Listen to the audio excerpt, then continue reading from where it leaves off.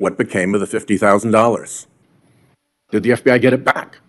Senator, I would be more concerned if I were you when you talk about corruption and money that when you pushed for legislation that would subsidize your wife's company. You know, Senator Whitehouse, you sit here and make salacious remarks, once again trying to slander President Trump. That was not a normal Senate hearing. That was Pam Bondi walking in with a list of receipts. While Senator Whitehouse tried to grill her on a mystery $50,000, she turned it around and exposed what he doesn't want people talking about: dark money, Epstein connections, and political corruption right under his nose. This showdown hits different because Bondi didn't just answer questions, she challenged the entire premise. Ms. Bondi, good morning. Good morning. What became of the $50,000 in cash that the FBI paid to Mr. Homan in a paper bag, evidently?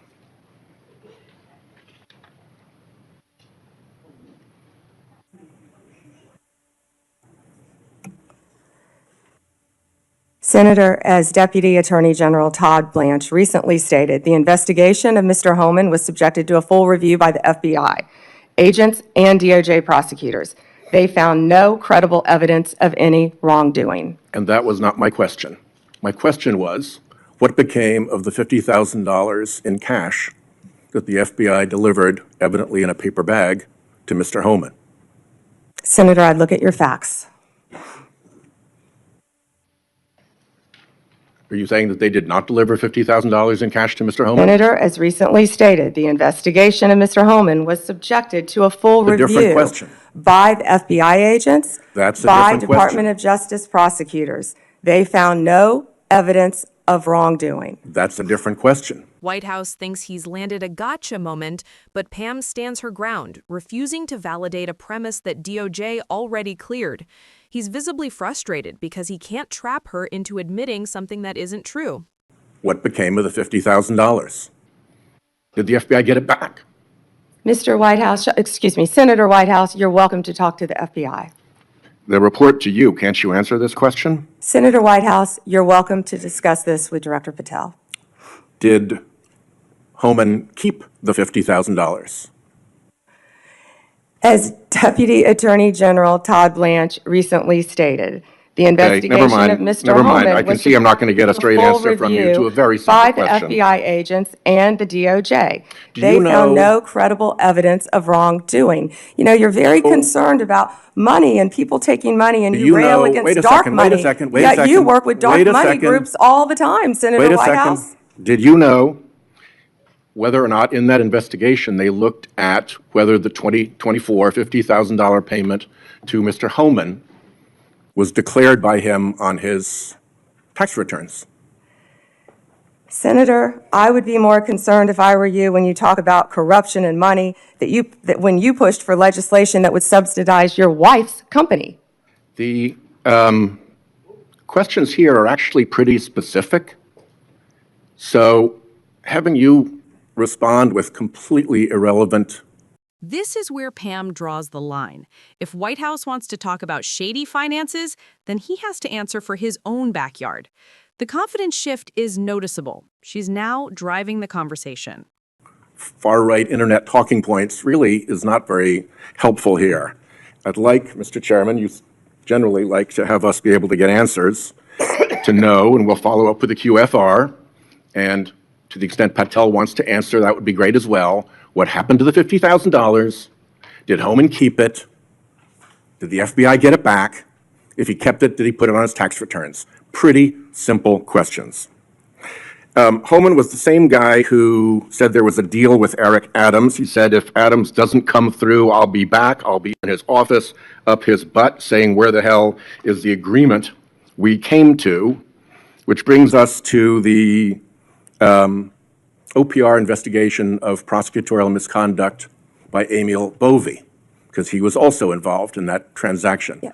what became of the OPR investigation of prosecutorial misconduct by Emil Bovee? Yeah, Senator Whitehouse, to correct you for one moment, that would be the Honorable Judge Emil J. Bovee III to you. Not at the time of this. He was an employee of the Department of Justice. And what became of the OPR investigation? It's into all his pending litigation, misconduct? Senator. I can't discuss pending litigation nor personnel matters. OPR customarily publicly says when there's an investigation, and at the end of it, they provide a summary.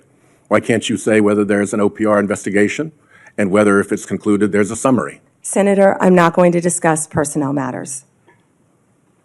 Even public ones. Senator, I'm not going to discuss personnel matters. So, Kash Patel told this committee that his grand jury testimony after immunization, after initially pleading the Fifth, was, and I quote, sealed by the Department of Justice. How and when and why was his testimony sealed, and by whom? Senator, I'm not going to discuss any testimony, especially testimony that could be sealed with you. No, the question is, was it or was it not sealed? Senator, I'm not going to discuss that with you. Whitehouse keeps trying to walk her into classified territory. Pam refuses, reminding him of legal boundaries. He wants headlines. She wants facts. That clash is the heart of this hearing.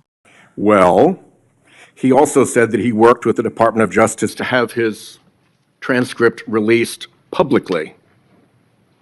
How and when was his transcript released? Presumably, if he released it publicly, that's something you can discuss because it's public. Well, Senator, I believe you discussed that with Director Patel.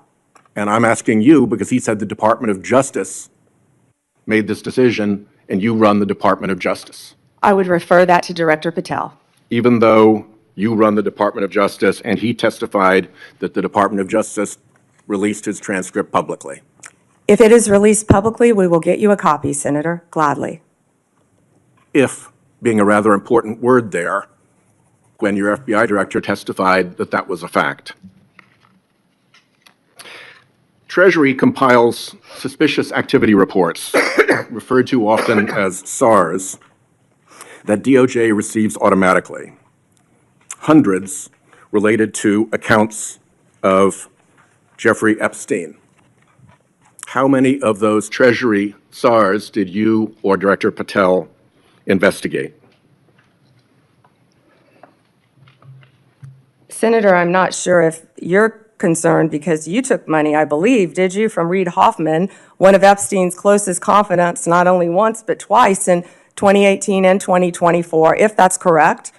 But, Senator, did you ask Merrick Garland any of this over the last 4 years when he sat before you? This investigation has been going on. This investigation was closed. Did you ask Alex Acosta that? And Patel came to office, you said you would look into this. There were hundreds of suspicious activity reports. Some people would deduce from the fact that they are called suspicious activity reports that there might be suspicious activity. And yet you seem to have looked at 0 of those suspicious activity reports involving Jeffrey Epstein accounts. Let me ask you something else. There's been public reporting that Jeffrey Epstein showed people photos of President Trump with half-naked young women. Do you know if the FBI found those photographs in their search of Jeffrey Epstein's safe or premises or otherwise? Have you seen any such thing? You know, Senator Whitehouse, you sit here and make salacious remarks, once again trying to slander President Trump left and right, when you're the one who was taking money from one of Epstein's closest confidants, I believe, I could be wrong, correct me, Reid Hoffman, who was with Jeffrey Epstein on multiple occasions. And the senator sitting right next to you tried to block the flight logs from being released. Yet you're grilling me on President Trump and some photograph with Epstein? Come on. The question is, This is her strongest round. He accuses Trump of scandals. She exposes his own funding from an Epstein tie. Instant momentum shift. The room feels it. did the FBI find those photographs that have been discussed publicly by a witness who claimed Jeffrey Epstein showed them to him. You don't know anything about that. Okay? Here's what well, no, we cut to something else. The Marshal Service is supposed to protect our federal judges. I have asked repeatedly for the Marshal Service to let me know if they are investigating or being inhibited from investigating whether or not there is orchestration of threats against federal judges, whether under either conspiracy laws or racketeering enterprise laws or aiding and abetting laws, whatever. But as you know, there's the person who says the threat, and then there may very well be somebody orchestrating the threat behind them. Is the Marshal Service allowed to investigate orchestration of threats, and do you know if they've taken one step to do so? May I answer the question, Chairman Grassley? The time has expired. She ends by showing professionalism and leadership. Even after the heated back and forth, she steps up to work together on real national concerns. A power move. I think it's the convention of the committee that if I've started my question in my time, you may answer the question. I was asking the chairman. Okay, before I go to Cornyn. She wants to answer the question, Chairman. Oh, please go ahead. I thought you said you didn't want to answer it. Yes, I'm sir. sorry. Thank you. Senator Whitehouse, I would be happy to sit down with you regarding any threat to any federal judge in this country. We take threats very seriously. I will set a meeting with you, with Director Serralta of the U.S. Marshals, and I will be there. And we will talk about any threats on federal judges. Including who orchestration. threatened them or who orchestrated them. Bingo, thank you. Okay, before Cornyn speaks, I get kind of amused about my Democratic colleagues bringing up Treasury suspicious activity reports regarding Epstein. When Senator Johnson and I issued our Biden family reports in 2020, we used information from these very same type of documents. And you know what? We were criticized by our Democratic colleagues for doing so, and for years they ignored the evidence of the Biden family criminality. I don't think my colleagues can have it both ways. Senator Cornyn. What we saw today wasn't just another political grilling. Senator Whitehouse expected Pam Bondi to roll over. Instead, she called out selective outrage, backroom deals, and the kind of double standard Americans are sick of seeing from Washington. Every accusation he threw, she threw back sharper. Bondi walked into a hostile hearing. She left holding the higher ground. The big takeaway: Pam Bondi isn't just defending DOJ actions. She is exposing political theater disguised as concern for justice. Now, I want to hear from you. Do you think Senator Whitehouse genuinely wants accountability, or is he using hearings as a stage for attacks that boomerang right back at him? Comment down below. Your voice matters in this conversation.